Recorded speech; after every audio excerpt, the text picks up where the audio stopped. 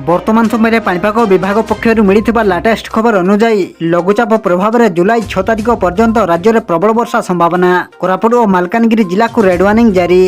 बंगोपसागर में सृष्टि होता लघुचाप क्षेत्र घनीभूत होबार लगी। यार प्रभाव में राज्य में जुलाई 6 तारिख पर्यंत प्रबल अति प्रबल वर्षा होबार संभावना रही भारतीय पाणीपाग विभाग आईएमडी पक्षर सतर्क सूचना जारी कर वर्तमान सुधा राज्यर विभिन्न स्थान में वर्षा आरंभ होता बेले आगामी 2 दिन धरी दक्षिण और उत्तर ओडिशा रे सर्वाधिक वर्षा होबार अनुमान करा जाउछि।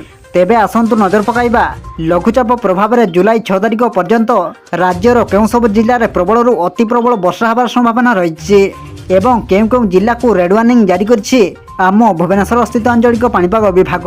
से नहीं वीडियो रे संपूर्ण अपडेट जानिबा, किंतु ता पूर्वरु वीडियो को गोटे लाइक करंतु एवं वीडियोटी को आपण मानक सांगसाथी मानकु अधिकरु अधिक मात्रा रे शेयर करंतु। जदि आम चैनल रे आपण प्रथम थर वीडियो देखुछन्ते ताहले एबे ही चैनल को सब्सक्राइब करी पाखरे थिबा बेल आइकन को प्रेस करी ऑल नोटिफिकेशन को ऑन कर रखंतु, जहा द्वारा आगा को एमिति पाणीपाग संबंधी लेटेस्ट अपडेट आपण माने सर्वप्रथमे आम चैनल माध्यम रे पाई परिबे। प्रतिकूल पाग को दृष्टि रे रखी लोक मानकु सतर्क रहबा को प्रशासन पक्षरु परामर्श दिया जायछि। भुवनेश्वर स्थित आंचलिक पाणीपाग केन्द्र आरएमसी रो सूचना अनुसार प्रबल वर्षा आशंका थिबारु केतक जिला पई सतर्क सूचना जारी करा जायछि। प्रबल वर्षा नहीं कोरापुट और मालकानगिरी जिला को रेड वार्निंग जारी होईछि।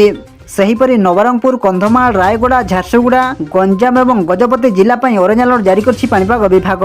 बालेश्वर, भद्रक, मयूरभंज, सुंदरगढ़, संबलपुर और बौद्ध समेत अन्य केतक जिला पई येलो अलर्ट जारी करा जायछि।